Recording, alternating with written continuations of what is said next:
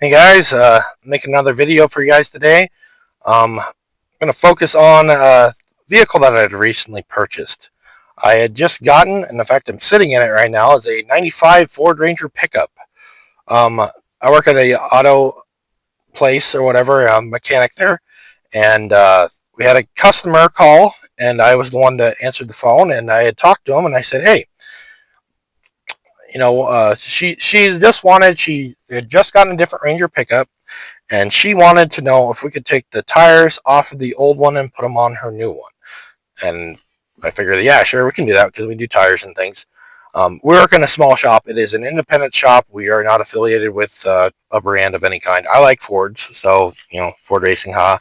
But anyway, I wasn't exactly looking for a vehicle at the time, but the lady was wondering. We of course, we said yes, we can put tires off one on the other, whatever. She ended up having to buy a couple tires because the front ones on this truck were not in good shape. And I said, you're just better off buying new ones. Those ones aren't good. So we ended up getting a couple tires for her, whatever, put all four tires in that one, balanced them. And she had asked while I was on the phone with her, she said, hey, would you happen to know anybody that's, buys used or junk vehicles and, basically gets rid of old cars? And I said, well, not really off the top of my head. And she's like, oh, well. And then I started thinking, well, there's a place called You Pull It. It's an auto recycle place, and they don't, well, not really, don't really recycle them. They'll basically you park them and they drag them there. They park them in their lot, and then you or me or anybody can go there and take parts off of them. It's a pick and pull, basically. And those are, I think, are located in Nebraska only, but there might be other places too. The closest one to us is Lincoln, and anyway, I recommended that one to her, and she said, "Okay, well, I'll give them a call." And I said, "Yeah, they can even come pick it up for you. They got a wrecker service that'll come haul your broken or non-running vehicles, whatever, and they can haul them away for you for. I'm sure there's a minimal charge, but I said they'll probably give you about. I said roughly maybe $500, and I only gave her that price because I had dealt with them in the past with a couple of Jeep Cherokees I had that I was going to get rid of, both not running due to mechanical failure. Anyway, so long story short, truck shows up. I put the tires on it for her. She's kind of hanging around there, and I walked up to her and approached her, and I said, "Hey, I see this truck. I was like, it looks like it's in pretty good shape. What's wrong with it?" And she, of course, told me it was just high mild and claims it had 300,000 miles on it, which it probably does, to be perfectly honest.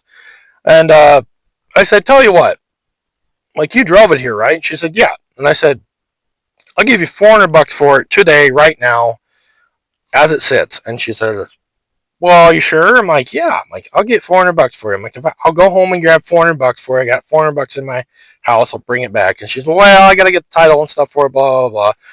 Okay, fine. When you get the title for it, I'll give you $400 for it. So, truck's at the shop about a week or so, and then she came back and had the title and everything. And sure enough, did the transaction. Now I own this truck.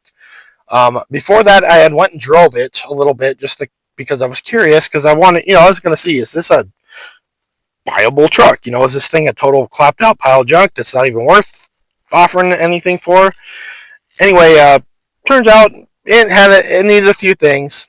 Um, the immediate thing that I noticed was it definitely needed a clutch. The clutch was slipping pretty bad.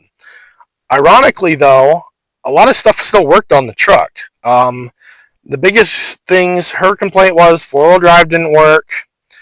And then, of course, she broke the cigarette lighter. She was a smoker. There was pretty obvious evidence. There's like a pack of Marlboros in the ashtray, and the cigarette lighter was broken, shoved into the dash, and I can even show you the cigarette lighter just to show you how much it was used. See how burnt out that is.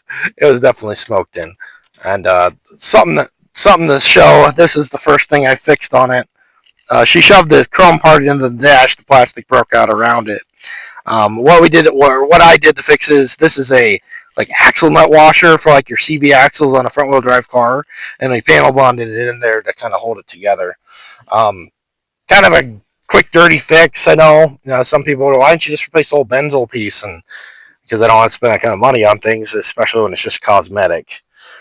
Anyway, So of course I bought this vehicle. First thing I had to do immediately was put tires on it because it needed tires. There were no tires on it. So I bought a set of Ironman All Country ATs, I think they're called, and they're 235 75 15. So this truck comes with stock. This truck is not modified in any way, shape, or form that I'm aware of, other than some slight tweaks that I might have done when I was repairing and fixing things. Anyway, ordered up a clutch for this truck. I will show you the list. I got an entire list. I kind of itemized things the best of my ability. Some of it's kind of rounded up in the guesstimations based on what I remember prices being. Tires for this were those Ironman All Country ATs. A set of four of them was $376 just for the tires. Mounting and balancing was free because I work at the shop and I did it myself. This truck is a 95 Ford Ranger XLT extended cab truck. 5-speed manual, 4-wheel drive truck with a 4-liter pushrod engine in it. So pretty good setup. That's why I was interested in the truck. If it would have been a 3-liter or a 2.9, which I don't know if they had a 2.9 these years anymore.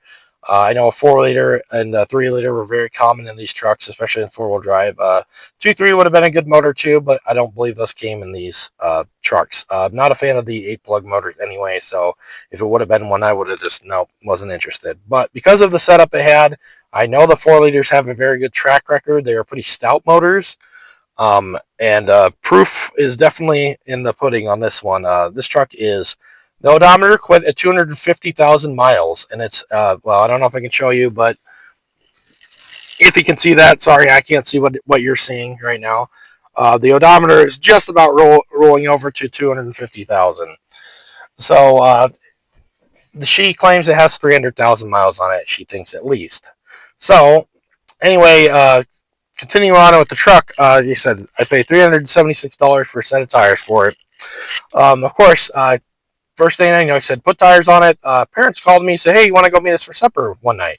So jumped in the truck, started heading towards a little town here. Go eat at a little local bar there. They have some good food there, and made it about 3/4 of the way there. Clutch completely goes out. Like it wouldn't even move the truck. It was completely gone. Ended up having to push it about 2 blocks to get it to a place where I thought, it was a little bit easier to move around. Well, I called my dad and told him to come bring his truck, and we pulled it off of the side of the road there and came and picked it up the next day. So yeah, the clutch was just gone. Like it wouldn't even move itself in first gear or reverse. It wouldn't move at all. You can let the clutch out completely. Engine would be sitting there running. You revved it up, it did nothing. You could even push it in gear. That's how bad it was with it running, which is really bad. That was not a good start to owning this truck. So I was hoping I'd get a few months out of it before I had to put a clutch in it. Well, unfortunately, that ended up not being the case. So went ahead and ordered up a clutch and flywheel. It was a clutch, flywheel, pressure plate, and slave cylinder kit. I forget what the brand is. It was on eBay. A lot of these parts that I'm be rambling off on this list. Here's my list I made up of all the parts and things I put into this truck that I recall. There might be a few things I left off, but it's just minor things. Like I said, clutch. Okay, for that complete package: flywheel, clutch, clutch pressure plate and clutch disc, and slave cylinder. I think it was called Clutch Max was the name of the company. $166.05 for the entire clutch kit, which I thought was a pretty good deal for a clutch kit. Now, granted, this stuff is not like Luke brand or Parts House brand stuff, but the company was made. They said right on there, made in USA. So I kind of knock on wood. Hopefully, it's decent. So far, it's been holding up. I've owned this truck since the end of October. And actually, the reason it sat for so long is because I went on vacation to Minnesota at the end of October, first week in November, and then came back. So the truck sat for a week and a half before I even touched it, and I wasn't going to mess with it because my previous video I've been talking about this Ford Ranger V8 swap, which is sitting right there.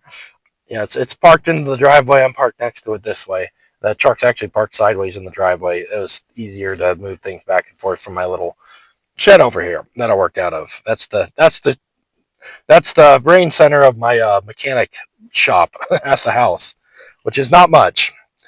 Anyway,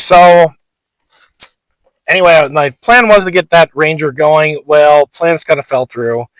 ran into some problems, fitment issues, not having certain parts, still trying to acquire said parts, and then getting the wrong parts due to misinformation I gathered online, and not wanting to modify the truck severely.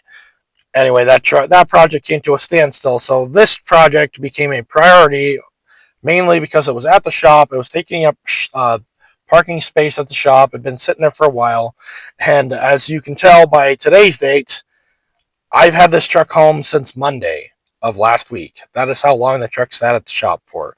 And it was not because it didn't run. After I got the clutch put in it, I had about 2 weeks after I got back from vacation, decided it was time to put the clutch in it. So I put the clutch in it. It was kind of a pain. Stuff didn't go super great, but I was able to get to go together. I ran into a little bit of an issue bleeding the clutch out. I had a fun experience doing the test drive when the clutch went out. That wasn't much fun because we got air in it. It was good for a while, and then all of a sudden air got in it and didn't want to shift. And I about had a call to get the truck towed back to the shop. And this was at night. This was after work. I was working on it. I went for a test drive. Took a little longer test drive. About halfway through the test drive, all of a sudden the clutch pedal it just got a bunch of air in it, and I couldn't get it to go back into gear, and that was very frustrating. Anyway, somehow we let it sit for a while after we got the clutch done, and it sat for I don't know, we'll say about a week, and hopped in it to move it. Clutch started working, and it's been working fine ever since. And we did the typical one person in there pumped the clutch, other person down below there bleeding the slave cylinder, all that stuff. And these have a hydraulic slave cylinder for those who are not familiar with Rangers. And they are very well known for their difficulty in bleeding. And I know this for a fact because that Ranger over there has the same setup. That one was ironically easier because at the time I was doing the clutch in that one, I actually had the floor pan cut out of it because I was doing rust repair on it. So I could just stick my hand down there, open the bleeder, push on the clutch all at the same time. So it was very convenient. This one, not so much. We had to have it on the hoist and 2 people doing it. Anyway, the next issue, which you will see behind me, you'll see evidence of there's tape. The reason being is because that corner glass piece was shattered on this truck. And if I could, you can probably still see remnants of it. There's busted glass down in the corner down here. And that's because this back slider window was busted. I don't know how it happened. It was from the previous owner. They didn't say how it happened. They had a big, thick piece of some sort of clear plastic material. I would say it'd be like for like a soft top. It looks like they reused something from a soft top.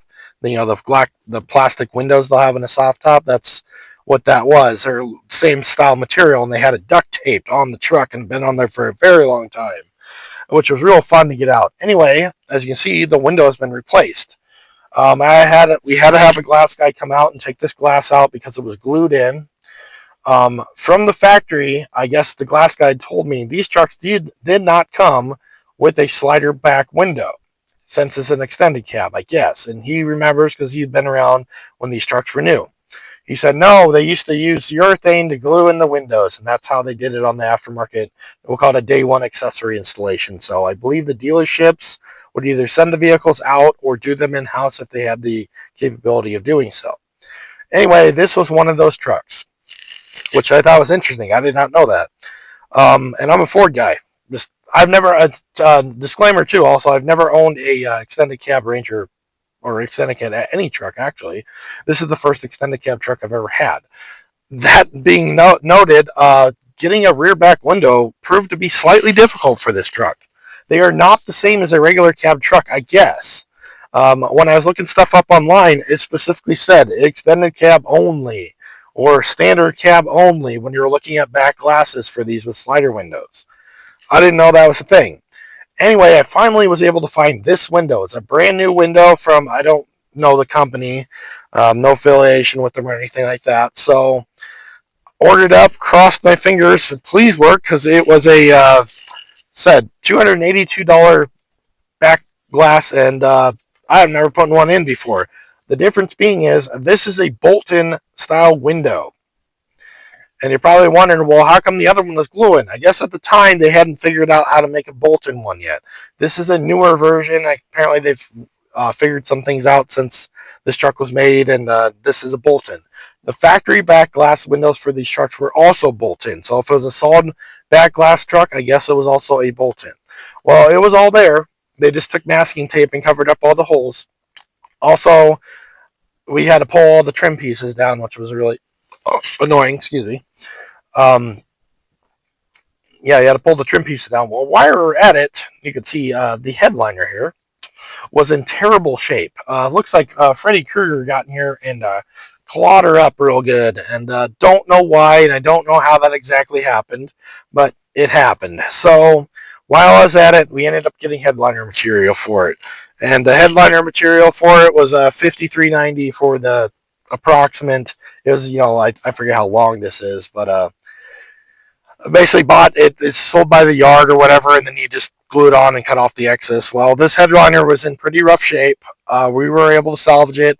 Unfortunately, when I ordered it, it was a just eBay company. They were selling headliner material. They had all different kinds of colors and stuff, and it's like, choose your color. Well, I clicked and I selected light natural, which I thought looked just like, we'll say, the gray door panel here. I thought it was that color, like a light gray color. And I know you're thinking natural and gray, that's different. Well, in the picture, it looked the same. Anyway, I ordered it up, and sure enough, it showed up. It is an ivory color. Not at all the right color. So, started talking to the body shop guy, one of my bosses, obviously, and we kind of came up with an idea. I said, can we just use primer? So this is gray primer that we shot this with. As you can probably hear it, kind of sounds like sandpaper. It's because it's painted. This is primer gray. Here's the color the headliner should have been, and this is the color that we ended up painting it because that was the closest thing we could do. But it actually kind of matches the headline. These are kind of smoke damaged from obviously smoking, and I'm sure there's dirt on it too because the lady lived in a little small town, and I'm sure there's gravel roads everywhere, and it's an old truck, so they're discolored. Like the seat covers here, I put these on. That was one of the things. Seat covers were just some random seat covers I found online. $67.19 I spent on those. And okay, anyway, we got the headliner in. While we had the window back, or had the back window out, was the time to put the headliner in. So I put the headliner in. The other thing is, when I got this truck, the dome light was ripped out of it. And why, I don't exactly know. I found out there was an issue. I was trying to use parts of what she had still from the old from the old dome light, and quickly figured out why the dome light was pulled out. The dome light would stay on even with the doors closed. So there was an issue there, and I was like, great. So I was trying to diagnose it. Came to the conclusion, or so I thought, that the passenger side door latch mechanism, it has a switch on there that's basically like your door jamb switch. When I would open that door, the door jar light on the dash would not come on, and it wouldn't chime. But when I opened the driver's side door, the door jar light would come on and it would chime. So I figured there was something wrong with this one. So I ended up messing with that and put it back together, and did a couple other things, which I'll get to in a little bit. And nope, it didn't fix it. Did the exact same thing even with the brand new switch in it, which actually, here's the dome light assembly that originally was in the truck. As you can see, the middle part's the dome light, and then you have two map lights on the outside, one still in here. And I would like to show you, I think it's still in here. There you go. This little switch here is the little door jamb switch that goes inside the, we'll call it the latch mechanism, which requires you to basically take the latch mechanism out of the door, which I was able to do. It was a bit of a pain, but I was able to do it. I had to take the door apart anyway for two reasons. One, something happened in this truck's life, and I don't exactly know why. When I went to, this truck had issues with the windows when I got it. The driver's side window wasn't working right. It would go down, and then it wouldn't want to go up. And if you pushed on the window, it would slide down. So something was screwed up. Anyway, you ended up pulling the door panel off of the driver's side. And if you know anything about Ford pickups, there's a hack you can do for the old style window regulators. They have these, I I don't know what they look like originally because every one I've taken apart, they're all just shredded to nothing. They're like it's plastic. I think they're like little plastic round rollers, and they basically destroy themselves over time. And then the window motor just slips. It's a safety thing, so if something gets in there, they break. Whatever, you don't get decapitated or anything like that. Um, it's not as big of a deal as some people make it out to be. Anyway, a quick fix we figured out: you can take quarter-inch nuts. You take 3 of them. You put them back inside the motor housing, bolt it back together, and then your window works again. That's what I did on this driver's side window to make it work again. Well, in the process, I thought the passenger side window was not working either. Well, turns out the switch was backwards. Down was up and up was down. Why, I don't know. I didn't look into the wiring or anything like that. And I started looking and you go, like that doesn't make any sense. I'm like, you know what I can do? I can just flip the wires around on the motor. So that's what I ended up doing since I had to have the door panel off anyway. Another issue that I ran into, which is somebody might be like, why do you even care? I did care for one reason. I can live with having 2 keys for a truck, but this truck, the ignition lock cylinder, had been switched out. Unfortunately, when they did that, they lost the key for the doors. So I couldn't lock or unlock the truck. So I was like, well, I don't really like that. So if I ever take this anywhere and I want to park it overnight or, something of that nature, I can't get into it, or I'd have to break into the truck. And I said, no, I don't want to do that because the door locks did work. So anyway, I decided that while we're at it, I got the door panels off. Let's put door lock actuators in it. And I figured, let's go a step further. Let's just make the key one key again. And it's not that hard to take the ignition key out on these trucks. I figured, let's just do them all. Just do all 3 at the same time. So to do the entire thing there, door lock cylinder and ignition cylinder was $26.99 for all 3. So I said, no brainer. The only difference is the original one was black. This one's chrome. Oh no, big deal. And just for reference, no Ford mark on it anymore. It's a generic aftermarket key. Don't really care about that. It works. It came with 2 keys. So now the door locks lock and unlock. Unfortunately, not that I really care. I can't lock or unlock the glove box because there's a lock key on there. Whatever. I'd ever locked them anyway. All right, so I got that figured out, and so the next thing I decided to mess with was this dome light. So I went ahead and bought a dome light, which $44 for a used dome light, which, wow. Anyway, that's what this is. Unfortunately, I was not able to get it to work right. So the only way I can get it to do, like I said, that works. But as you'll see when I open the door, it don't turn on. And if I roll the roller switch up on the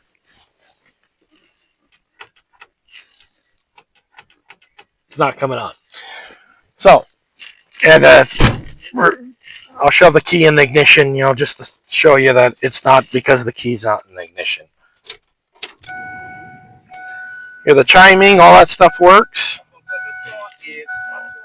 Turn down the music so we don't get copyright striked. And as you can see, door chiming, not coming on. Unlock the door, close the door, passenger door. They'll chime, hear that? It's working. That's all working. So, just to go as the preview, I don't know what's going on there. I've never seen one do that before. What I ended up doing was, and it's not working now because I disabled it, I took one of the screws out. The way these are set up, the actual contacts for the wires, the screws go through them and make contact through it. It's a unique way of doing things. I don't know why. They could have just made it plug in like a regular connector, but they chose to do it that way instead. Anyway, I took one of the screws out and it won't turn the dome light on anymore. So if I want a dome light, I have to do this or this, whatever. That's the only way I can have a dome light. Whatever. Minimal issue. I can live with that. I ended up putting a passenger side window switch in it because it was actually bad. The driver's side one was working, but the passenger side one was not. So whatever, while I was in there, like I said, switched the wires around on the window motor, got it to work. Well, now that I've gotten that all figured out, this thing had an issue. And it was a big issue for the lady because she did not know what to do with it, and it was really annoying. And she said the truck starts really hard. It doesn't like to start. And I looked at it too, and I'll be honest, didn't look much into the truck. Just kind of assumed it's a 95, so I had it in my mind. This truck's an OBD1 truck. So I figured it does not have any real diagnostic capabilities because OBD1 stuff's very basic, like that blue Ford right there, that 95. That's also a 95 F-150, which is a OBD1 truck. This truck, however, I found out surprisingly is OBD2. Cool. That actually worked out pretty good in my favor. Anyway, I was doing some diagnosing without plugging into it because I had not figured out it was OBD2 yet. I unplugged the mass airflow sensor, which was an issue on a lot of these older vehicles, GM, Ford, whatever. They would not like to start because the mass airflow sensor would get dirty or fail, and basically it didn't know how to regulate fuel and things like that, and they'd run really rich or they'd run really lean. Most of the time they'll run rich because they default to rich, and that's what this truck was doing. It was just dumping raw exhaust out or raw fuel into the exhaust. It smelled like an old lawnmower. It was bad, and it did not like to start. She was not wrong. It did not like to start. So I unplugged the mass airflow sensor, thinking, "Hey, it starts good now." So I thought diagnosis, just quick diagnosis, which will lead you astray sometimes. Being a mechanic, sometimes quick stuff is not always the best way to diagnose things. Sometimes you get lucky and it works, but that's not always the case. Anyway, unplugged it, truck started and ran good. I'm like, well, now it's running good. I'm like, it starts right up now. But it sit for a day or so, went out there cranking. I'm sitting there pumping the accelerator pedal, which you were probably wondering, it's a fuel-injected truck, that shouldn't matter.